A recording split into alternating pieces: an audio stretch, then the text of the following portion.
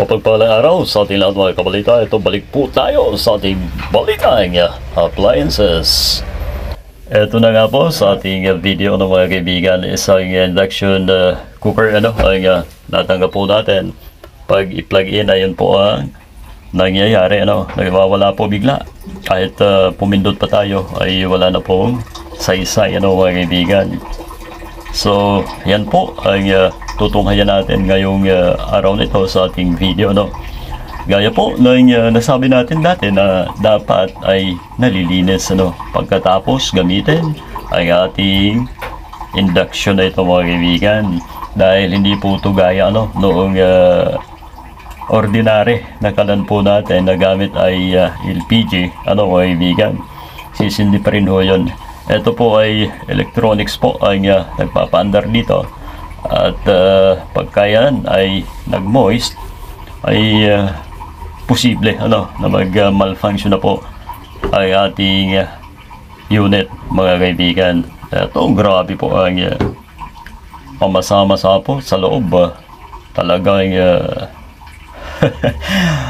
ayon sa may-ari ay napabayaan daw po napabayaan dahil umapaw daw po ang kanilang niluluto. So yun ay naging dahilan siguro ng pagkakaroon nito ng problema mga kaibigan.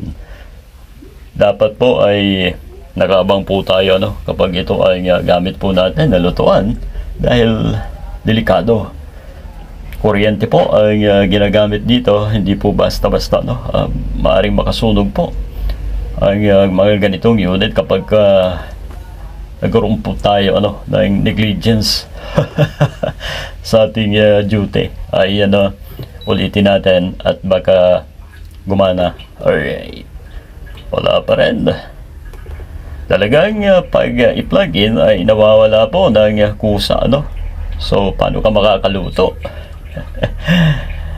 Anyways, atin na pong bubuksan patapos nating test ang unit na ito mga kaibigan. Kiwa po ang brand nito. Wala na po dito sa harap ang sticker napunas na po. So ibig sabihin talaga medyo pabaya din ang may-ari. Ayan, yan po yung coil natin, yung kulay pula na yan, tanso. Ito naman yung board po, pati na yung power supply ay andito na rin po mga kaibigan. So ang step na gagawin po natin ay kailangan malinis po muna ang board na ito bago po tayo makakapag patuloy sa ating paggawa mga kaibigan. Ayun, ayan grabe, basang-basa ng mantika.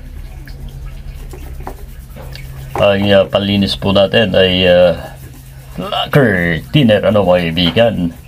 Wala pong lacquer flow at naubusan daw po. Mas maganda po sana yun. So ito, kailangan malinis po ito ng maayos na wala pong lagkit. Mafe-feel tayo dyan mga kaibigan dahil hindi po talaga gagana. Gaya po ng sabi natin ayan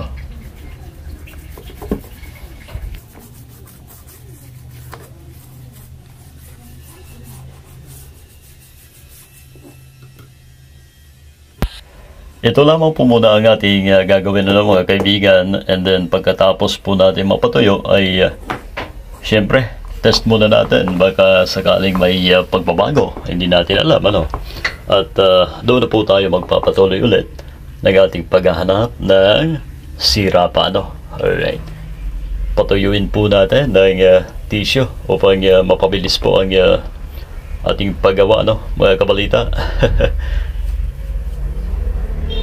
Pag natuyo at pwede na ay screw na muna natin.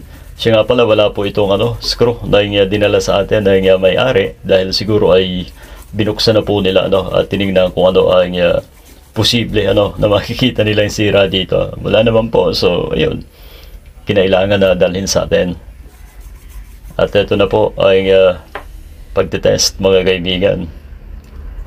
Na-screw ko na po ano. Ayun. Alright. Here we go.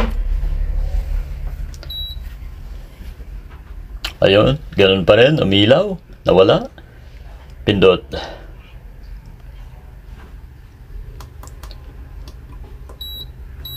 Ayun. Umilaw. Gumana din po ang fan, ano mga kaibigan. Ibig sabihin may pagbabago. Baka sakali na magawa po natin. In short, lagyan na po natin ng tubig. May takore.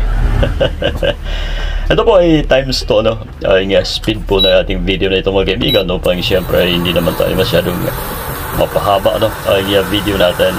Alright. Ayun na, okay na ito mga kabalita. Ayan o. Nakakapag-select na po tayo at pwede na pong mag-init ng tubig natin. Magkakapagkape na ay may-ari mga kaibigan. So yun lamang po no, ang ginawa natin. Naglinis, pinatuyo, tapos yan na.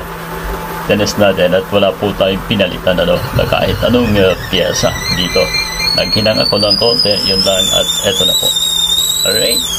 So maraming salamat po sa inyong patuloy na pag-suporta mga kaibigan. Palike naman po ng ating video kung medyo alanganin pa po. I-subscribe o kaya ipa-follow mga kaibigan. Thank you.